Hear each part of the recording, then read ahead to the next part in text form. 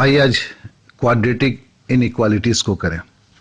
देखिए, quadratic inequalities में जो साइंस के सब्जेक्ट रहे, जिनका मैथ एक प्रोमिनेंट टॉपिक्स रहा, उनके लिए तो आसान होता है, लेकिन मैं समझता हूँ जो कॉमर्स बैकग्राउंड से होते हैं, जो आर्ट्स बैकग्राउंड से होते हैं, उनके लिए थोड़ा तकलीफदेह ज़रूर होता है।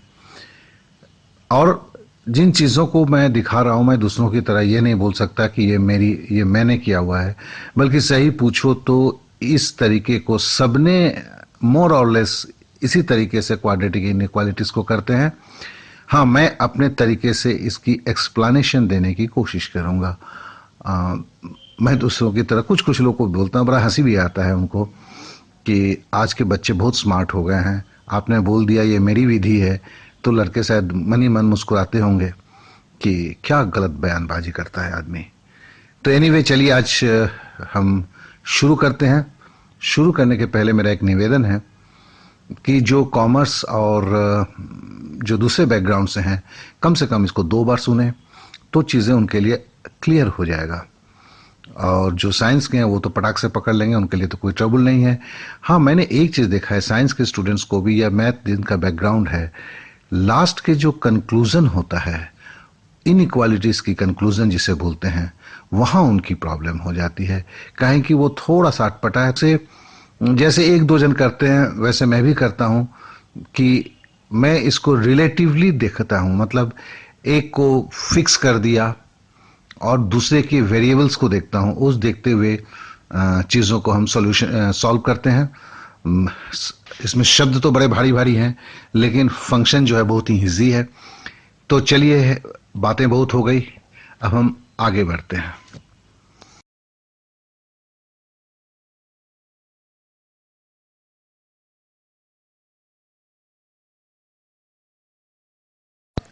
आइए क्वेश्चन नंबर 1 को लेते हैं। देखिए, इसमें 2 कंडीशन दिया हुआ है। पहला कंडीशन क्या है? 3x² + 7x + 2 = 0।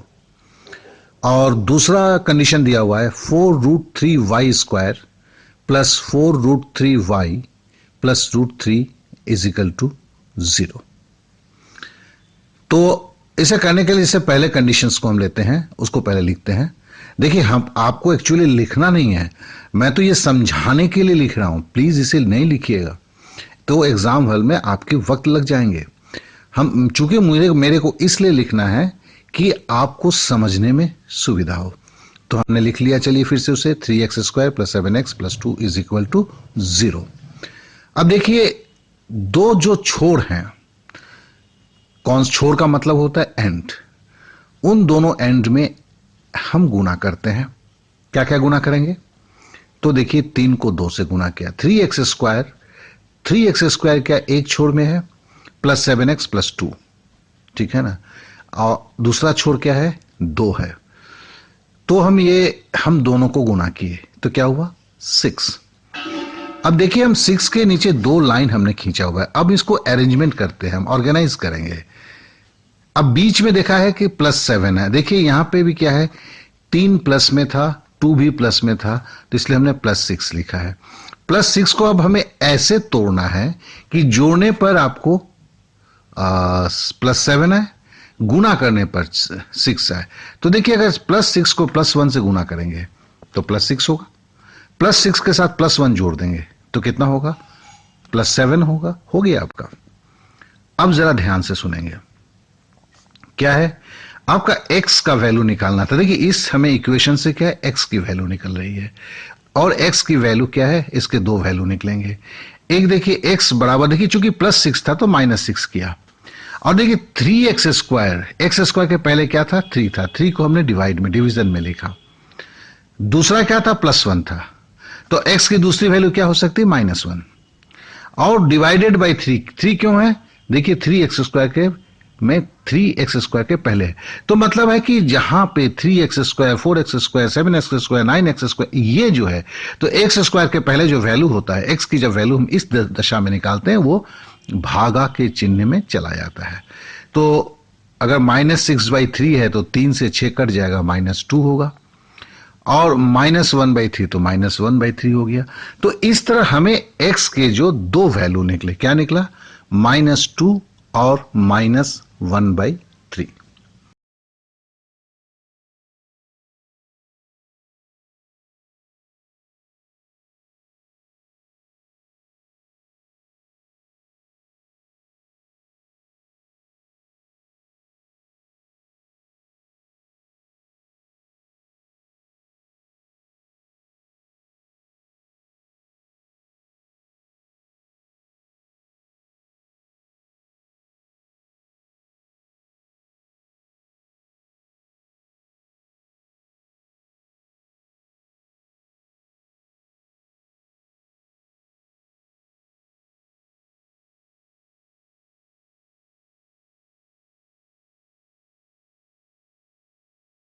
क्या बोला हुआ है? 4√3y² plus 4√3y plus √3 is equal to 0।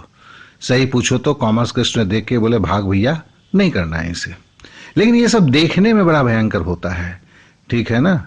मतलब राम जो है रावण के ड्रेस में है तो बड़ा प्यारा, बड़ा आसान, लेकिन ड्रेस जो है गड़बड़ करके रखते हैं ये लोग कि आप देख के ही भाग जाओ। तो जरा हम देखते हैं, वही है ना, पहले को क्या था, देखो हमने ऊपर भी क्या क्या था, 3x² के 3 को और +2 के 2 को हमने गुना किया था, यहां भी हम वही करेंगे। 4√3y² के पहले है और लास्ट अंतिम छोर में √3 है, तो 4√3 को हम √3 से गुना करेंगे। तो हम जानते हैं कि √3 को √3 से गुना करेंगे तो क्या होगा, 3 होगा। 3 को 4 से गुना करेंगे तो क्या होगा, 4 3 12 होगा। तो देखिए हमने ऊपर 12 लिख दिया। अब उसके बाद फिर 2 डंडे खींच दिए जो पहले भी हमने किए थे। अब हमें क्या करना है, हमें देखो कि हमें 4√3 है, हमें ऐसे ही से बांटना है कि हम गुना जोड़ने पर 4√3 हो जाए, गुना करने पर हमें क्या मिले, 12 मिले। तो देखिए अगर हम थोड़ा सा समझते हैं, अगर इसको हम और भी एक तरीका है करने के लिए, पहला क्या है कि हमने देखो यहाँ 2√3 हम लिखा, जोड़ेंगे तो क्या होगा 4√3, गुना करेंगे तो क्या होगा 2 दूनी 4, √3 इंटू √3 बराबर 12। ये तो यहाँ आसानी से दिखता है, लेकिन कहीं आप फंस भी जा सकते हैं। तो वैसे चित्र में हमें क्या करना है, हमें सिंपली क्या है कि इसमें से 3 आप √3 तो था, इसलिए 12 को आप 3 से भागा दे देते तो 4 बचता। 4 को जबकि बांटना है आपको, तो हम क्या करते, 2 और 2 4 करते।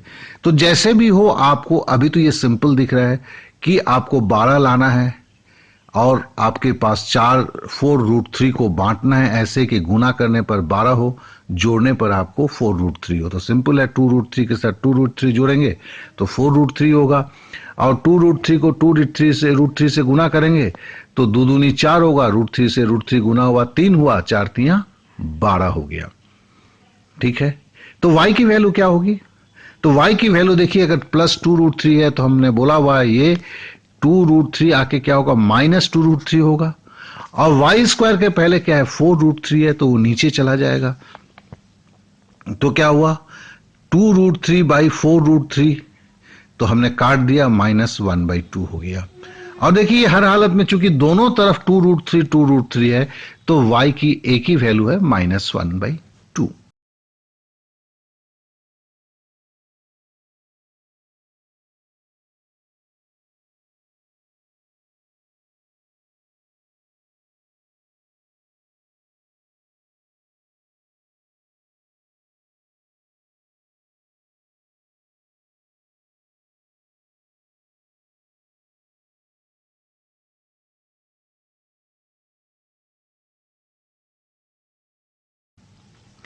अब देखिए, अब हमें x और y के बीच में रिलेशन निकालना है। देखिए x की हमें 2 वैल्यू निकली है, x बराबर -2 है और -1/3 है। y की वैल्यू हमें एक ही निकली है, -1/2। तो हम पहले ये कर लेते हैं कि जब x की वैल्यू -2 है, x को हमने फिक्स कर लिया, अब y की वैल्यू एक ही है, ठीक है ना। y की वैल्यू क्या है, y की वैल्यू -1/2 है। अब देखिए हम ऐसे देखो, -2 है और -1/2 है, ठीक है ना, भिन्न में है। भिन्न में है तो हमने क्या किया, देखो हम क्रॉस में गुना करते हैं। कैसे, 1/2 का 2 को सीधा x के -2 से गुना किया, देखो क्या कर लिख दिया, -4, ठीक है। और 2 के नीचे क्या था, 2 मतलब क्या, 2/1 पकड़ सकते हैं, 2/1 पकड़ सकते हैं, क्या 1 से किसी चीज को भागा देंगे तो वही आएगा। तो -2/1 है, यहाँ -1/2 है। ये हमने काल्पनिक आंखों से देखा है। तो हम 1 को 1 से गुना करेंगे तो क्या होगा, -1 होगा। इसको समझने के लिए हमने दूसरे तरह से भी किया कि दोनों तरफ हम 2 से गुना कर दिए, तो -2 को 2 से गुना कर दिए तो -4 हो गया, और 1/2 को अगर 2 से गुना करते हैं, 2 कट गया तो y बराबर -1 हो गया।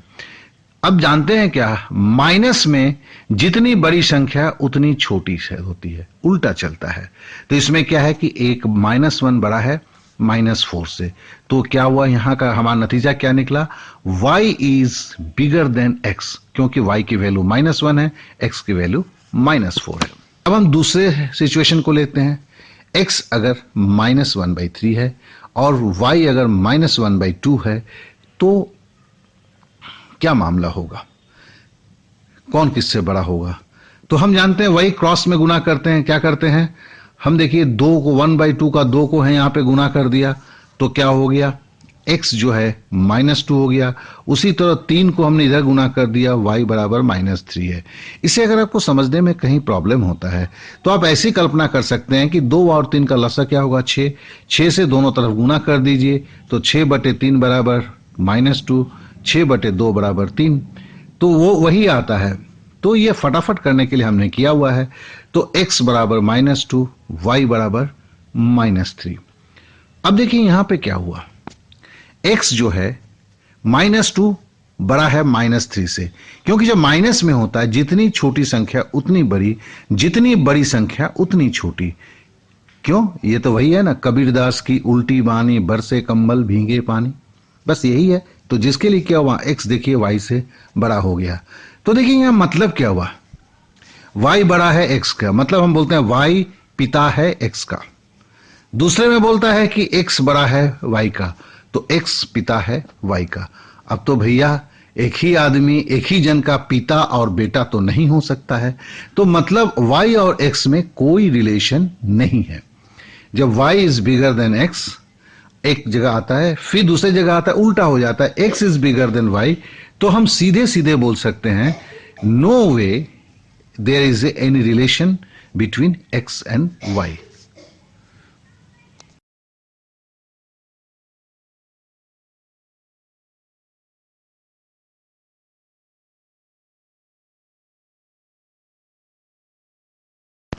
आइए अब दूसरे सवाल पे आते हैं। x² + 12x + 36 is equal to 0, then and second one is the y² is equal to 16। अर्थात हमारे पास दो कंडीशन है। पहला कंडीशन में बोला गया है x² + 12x + 36 बराबर है 0 का, और दूसरा कंडीशन दिया है y² बराबर है 16 का। तो पहले जैसे हमने किया था, तो पहला कंडीशंस को हम लिखते हैं, लेकिन फिर बोलते हैं आपको नहीं लिखना है, ये आपको समझाने के लिखना है, लिखा गया है। आपको तो वो डंडा वाला कहानी जो पहले भी किए उसी उतने को ही लिखना है। तो चलिए हम लिखते हैं समझने के लिए, x² + 12x + 36 is equal to 0, और इसके दोनों छोर पे क्या है। देखिए x² के पहले क्या है, 1 है, क्या कुछ नहीं है, मतलब 0 तो होगा नहीं, 1 है, और इधर 36 है, तो 36 को 1 से गुना कर दिया, 36 को लिख दिया वहां, 2 डंडा खींच दिया।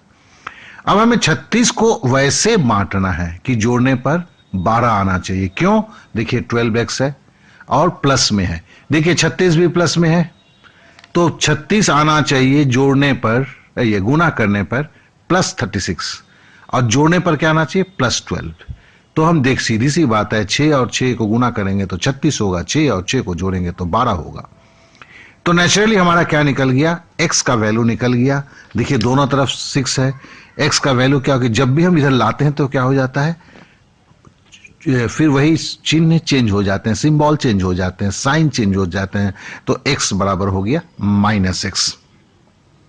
और चूंकि दोनों तरफ 6 है, 36 में +6 है, +6 है, तो इसलिए एक ही वैल्यू निकलेगा, x इज इक्वल टू -6। तो चलिए हमें x की वैल्यू निकल गई, ठीक है ना। अब हम दूसरे कंडीशन पे आते हैं, y² is equal to 16, y² बराबर है 16 का, तो y बराबर क्या होगा, तो देखिए दोनों तरफ हम वर्गमूल खींचेंगे, तो y बराबर होगा +-4 का। तो कहने का मतलब क्या है, y जो है +4 भी हो सकता है, y जो है -4 भी हो सकता है। क्यों? क्योंकि y अगर 4 +4 है तो +4 को +4 से गुना करेंगे तो क्या होगा, 16 होगा।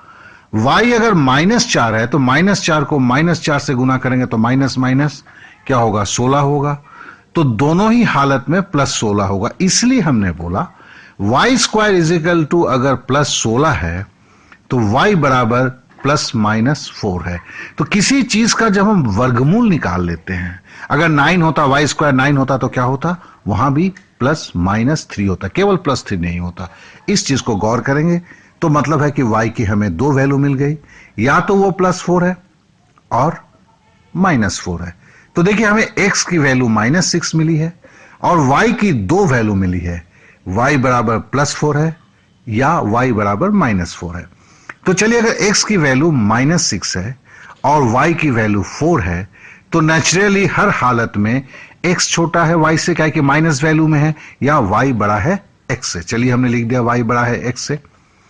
अब दूसरी वैल्यू होता है, अगर x -6 है और y की जो दूसरी वैल्यू अगर -4 है तो उसमें क्या हुआ, देखिए y -4 है, इसमें क्या है कि जितनी छोटी संख्या माइनस में उतनी बड़ी होती है, तो वहां पर भी क्या है, y बड़ा है x से, क्योंकि -4 जो है वो बड़ा है -6 से। तो हम देखते हैं कि यहां हर हालत में y बड़ा है x से, या हम दूसरे तरह से बोल सकते हैं x छोटा है y से। तो इस तरह हमारे पास जो है ये सॉल्यूशन हमारे पास आ गया।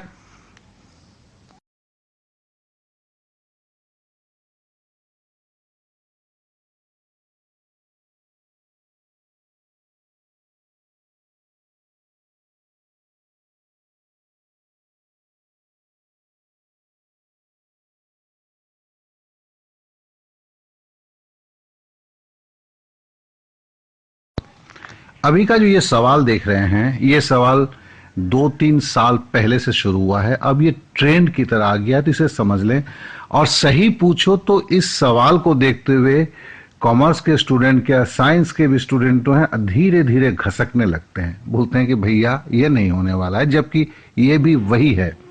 छुपा रुस्तम है दोस्त, छुपा रुस्तम, कोई जान नहीं है इस सवाल में।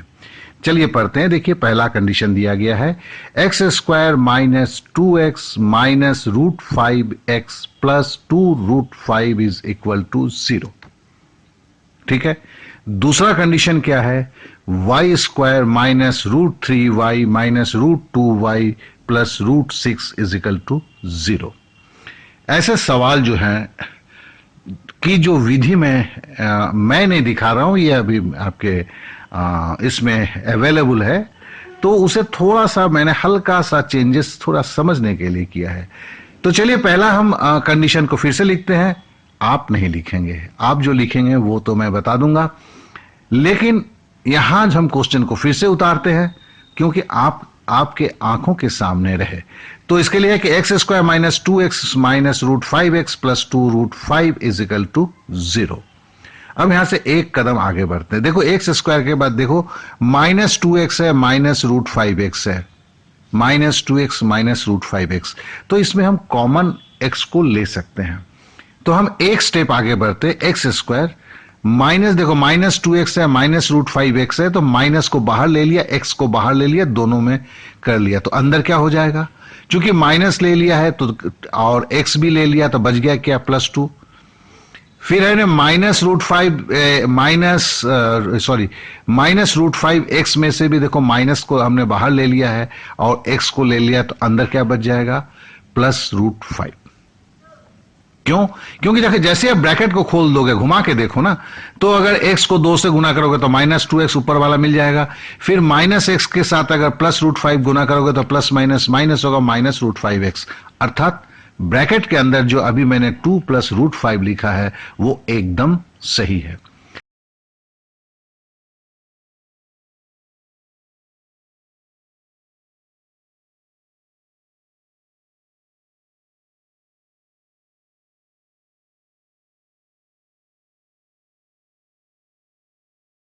अब हमारे पास स्थिति क्या हुआ, छोरों में गुण होगा, छोड़ाओं में नहीं, छोड़ पे मतलब दोनों एंड पे, ठीक है ना।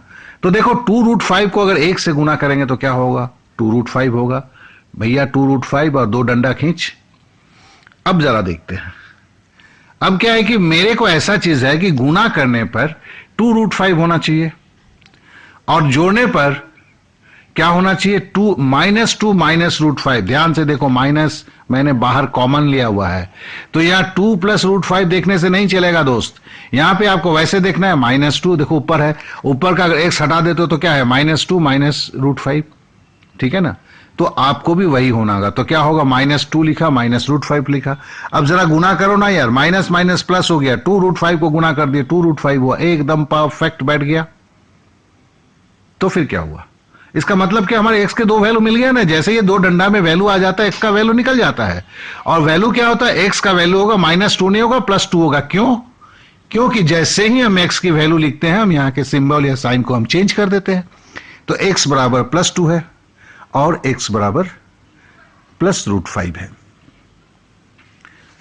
तो ये आपको समझ में आ गया। तो यहां पे फिर से मैं बोलता, हमने ऊपर का क्या किया था, देखो x² -2x -√5x +2√5 में हमने, चूंकि ये देखो इस पैटर्न में आपको दिखेगा ये -2x -√5x, यहां पे ऐसे कुछ भी संख्याओं, लेकिन दोनों में x होगा और आप जोड़ घटाव नहीं कर सकते क्योंकि 1√5 में आ जाता है, मैंने √5 √3 √2 एक रूट की वैल्यू में आएगा। तो वैसे में क्या करना है, आपको कॉमन लेना है। जैसे x कॉमन लिया, आपने माइनस को भी बाहर रख लिया, और तो फिर क्या हुआ, वो अंदर 2 + √5 हो गया, +2√5 हो गया। अब क्या है कि हम ये डंडा वाला गेम क्या करते हैं, दोनों छोरों को गुना करते हैं, संख्याओं का गुना करते हैं। तो 2√5 x² के पहले 1 हम कल्पना की दृष्टि से देख लिया, तो हमने गुना किया, 2√5 हो गया। 2√5 को हमें डिस्ट्रीब्यूट करना है। कैसे डिस्ट्रीब्यूट करना है, -2 और -√5। तो हम देखते हैं -2 और -√5 लिखते हैं, गुना करते हैं तो माइनस माइनस प्लस हो जाता है। 2 को √5 से गुना करेंगे तो क्या होगा, 2√5 होगा। अब इससे हमें x की वैल्यू निकल गई। x की वैल्यू क्या होगा, जो डंडा के नीचे लिखा उसका उल्टा होता है। यहां देखो -2 है इसलिए x बराबर +2 है, यहां पे -√5 है तो x बराबर +√5 हो गया। अब आते हैं इसके दूसरे कंडीशन पे। दूसरा कंडीशन में दिया गया है y² -√3y -2√2y +√6 = 0। ठीक है ना। देखो दोस्त, यहां पे भी क्या है, √3y -√2y। तो इसे हम पहले तो लिख लेते हैं, लेकिन आप नहीं लिखेंगे, कहने का मतलब है परीक्षा में नहीं लिखेंगे। y² -√3y -√2y +√6 = 0। परीक्षा के कॉपी में क्या लिखेंगे आप, वहां से आप क्या करेंगे, y को कॉमन लेंगे। जैसे हम पहले बताया, y² -y को कॉमन ले लिया, -y को कॉमन लिया, फिर से दोहरा दिया। तो माइनस को अगर बाहर रख दिया, y को बाहर रख दिया, तो क्या होगा, -√3 की जगह पे +√3 हो जाएगा। फिर देखिए, माइनस को बाहर लिया है, y को बाहर रख दिया कॉमन में, तो -√2y में क्या होगा, +√2 हो जाएगा और +√6 = 0। अब तो हमारे पास मजे ही मजे हैं। मैंने √6 को 1 से गुना किया तो √6 हुआ, 2 डंडा नीचे खींच दिया। अब हमारे पास देखो क्या है, +√3 और +√2। नहीं, गलती मत करना, बाहर माइनस है, तो इसके लिए क्या करना होगा, -√3 और -√2। अब जरा गुना कीजिए, माइनस माइनस प्लस हो गया, √3 को √2 से गुना करेंगे तो क्या होगा, 3 दूनी 6, ऊपर का रूट हो जाएगा, तो मतलब √6 होगा। तो हमारा ये सज गया, ये अरेंजमेंट सज गया। और अगर जोड़ेंगे तो क्या होगा, -√3 -√2 जोड़ेंगे, वही है ना। देखो ऊपर देखो, -√3y -√2y। देखो यहाँ y के जो सिंबल्स को हम कहीं नहीं ले रहे हैं, इधर y² था वो कुछ नहीं ले रहे, हम खाली डिजिट को देख के यहाँ पे बैलेंस कर रहे हैं। इस बात को याद रखना फिर से। तो y की 2 वैल्यू निकल गई है, y की 2 वैल्यू निकली, √3 और √2। अब हम देखते हैं कि x अगर 2 है, y अगर √3 है, ठीक है ना, तो फिर क्या होगा। देखो अगर हम यहां पे कैसे हम अपने लॉजिक को करेंगे, क्या √3 की वैल्यू निकालने जाएंगे, या √3 की वैल्यू आपको पता है इसके लिए आप बोलेंगे कि मैं बोलूंगा नहीं, वो सब कुछ नहीं करूंगा।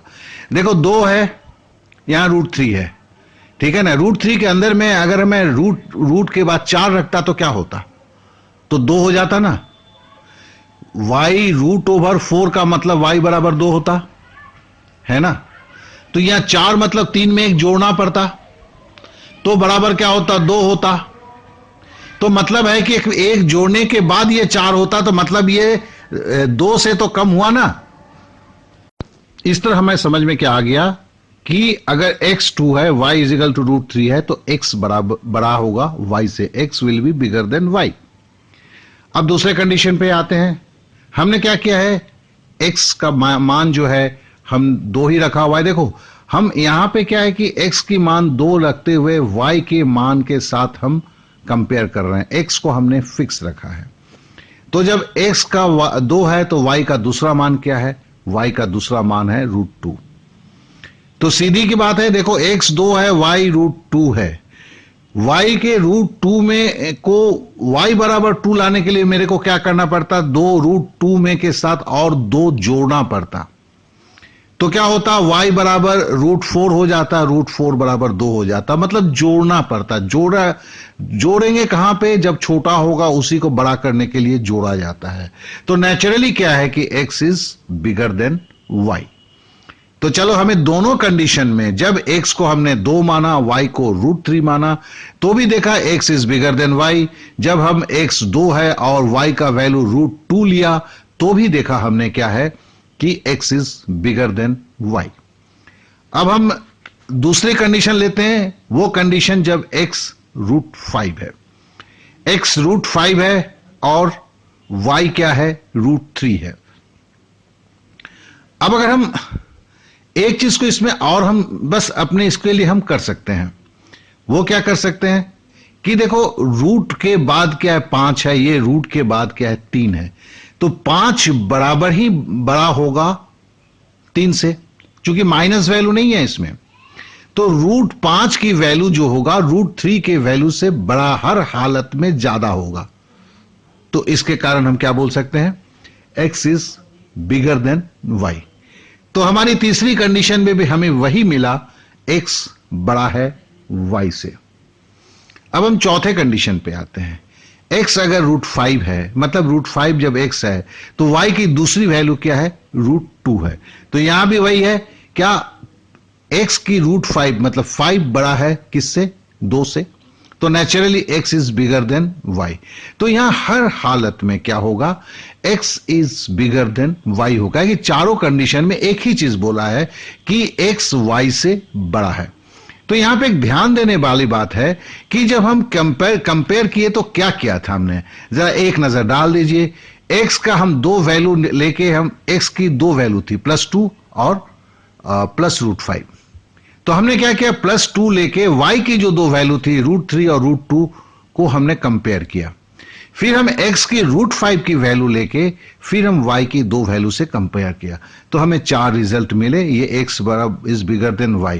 लेकिन दोस्त एक बात बोलना है आपको, ये लॉजिकली समझने के लिए सही है, टाइम के लिए सही नहीं है।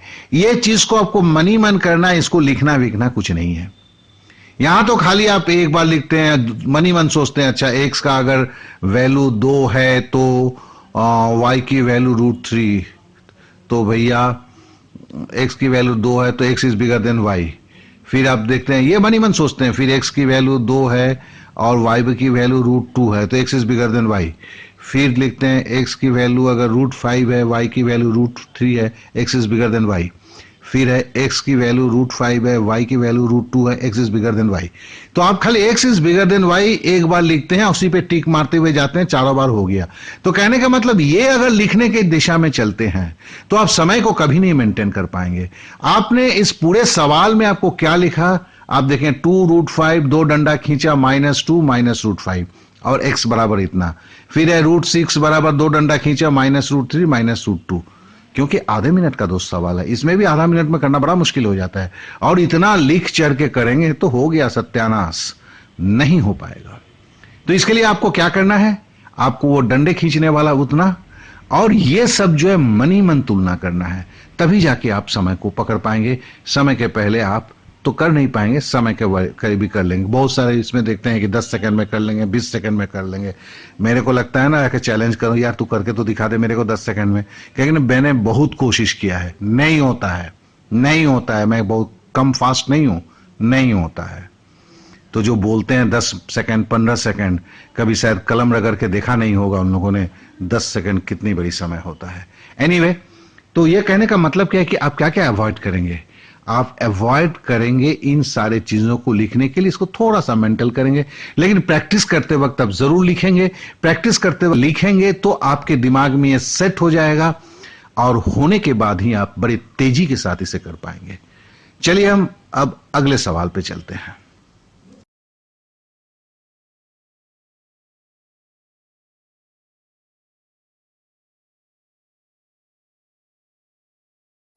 अब हम इस सवाल को लेते हैं। 9x² plus 3x minus 2 is equal to 0। और दूसरा कंडीशन दिया हुआ है क्या है, 8y² plus 6y plus 1 is equal to 0। तो हम क्या करेंगे, पहले हमें कि दोनों एक्सट्रीम एंड पर जो संख्या है उन्हें गुना करेंगे। तो 9 और 2 को गुना किया 18, लेकिन क्या है -2 है, तो हम ऊपर क्या लिखेंगे -18।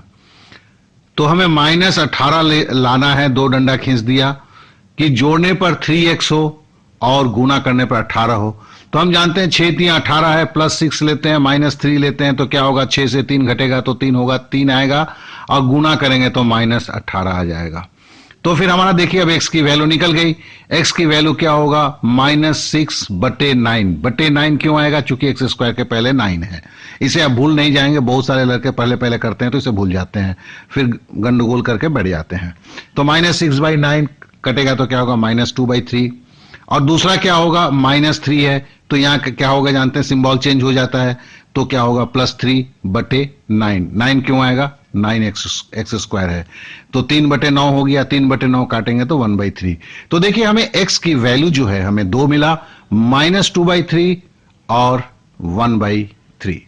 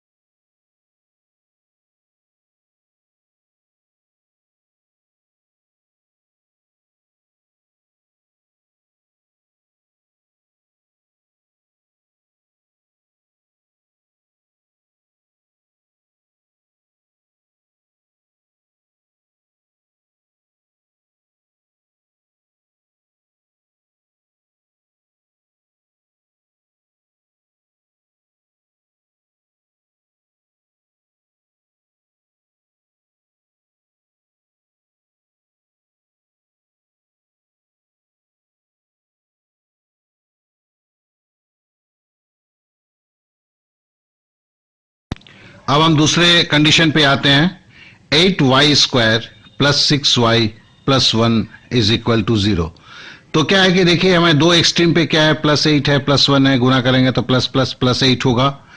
और हमें क्या करना है, हमें देखिए बीच में +6 है, तो मतलब अब हमें 8 को ऐसे बांटना है कि हम जोड़ने पर हमें 6 हो तो हम, और गुना करने पर 8 हो। तो आप मन ही मन सोचते हैं तो 4 और 2 होगा, 4 और 2 जो जोड़ेंगे तो क्या होगा, 6 हो जाएगा, तो +6 है। और गुना करेंगे तो 4 2 जा 8, तो हमें 8 मिल जाएगा। तो हमारे पास देखिए दो वैल्यू आ गए, किसके आए, y के आए। अब +4 का मतलब क्या हुआ, आप जानते हैं कि जैसे ही हम वैल्यू निकालने जाते हैं तो सिंबल चेंज हो जाता है, +4 की जगह -4 हो गया, और डिवाइडेड बाई 8 क्यों आया, y² के पहले चूंकि 8 है इसलिए हमने 8 लिखना है। तो -4/8 और y इज इक्वल टू -1/2, ये एक वैल्यू निकला। दूसरा वैल्यू क्या है y का, और दूसरा वैल्यू होगा +2 है तो ये भी सिंबल चेंज होगा -2, और चूंकि 8y² है तो बटे 8, तो -2/8 काट देंगे तो क्या होगा -1/4। तो हमारे पास दो देखिए y के दो वैल्यू मिले, -1/2 एंड -1/4, और x के भी हमें दो वैल्यू मिले थे, -2/3 और -1/3, ये सॉरी +1/3। तो देखिए हमें अब दो वैल्यू से कंप्यूटेशन करके हमें निकालना है कि x और y में क्या रिलेशन है।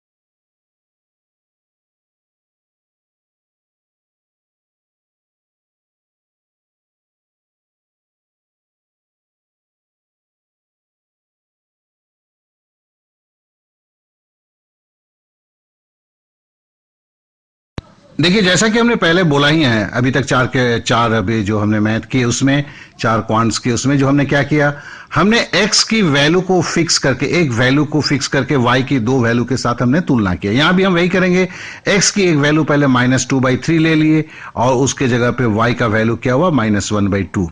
तो जैसे हम जानते हैं इसमें हम क्रॉस गुना करते हैं। क्रॉस गुना का मतलब है 1/2 का जो 2 को हमने गुना किया -2/3 के -2 से, तो क्या हो गया, x -4 हो गया। फिर हम दूसरा है कि फिर देखिए 2/3 के 3 को गुना किए किसके साथ, -1/2 के 1 के साथ, तो y हो गया -3। तो देखिए यहां पे क्या हुआ, x अगर जब हम भिन्न को हटाए तो क्या हुआ, x -4 जबकि y बराबर है -3। हम जानते क्या है यहां पे कि माइनस में छोटी संख्या की वैल्यू बड़ी होती है, बड़ी संख्या की वैल्यू छोटी होती है, तो naturally y is bigger then x। y -3 बड़ा है -4 से, तो y बड़ा है x से। यह कंडीशन हमारे पास रहा। अब देखिए दूसरा कंडीशन में, दूसरा हम क्या कंपेयर करेंगे, x की वैल्यू वही -2/3 लेते हैं और y की जो है तब दूसरी वैल्यू लेते हैं, y -1/4।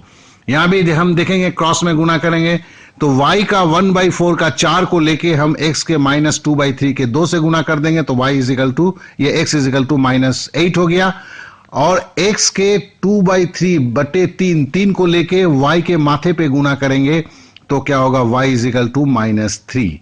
ठीक है ना। और अगर ये आपको समझ में नहीं आता है तो आप क्या कर सकते हैं, दोनों तरफ 12 से गुना कर सकते हैं, क्या कि 2/3 और 1/4 का लसा क्या होता है, 4×3 12 को दोनों तरफ से गुना करेंगे तो देखेंगे यही वैल्यू आएगा आपको। तो ये क्रॉस में करने के लिए है।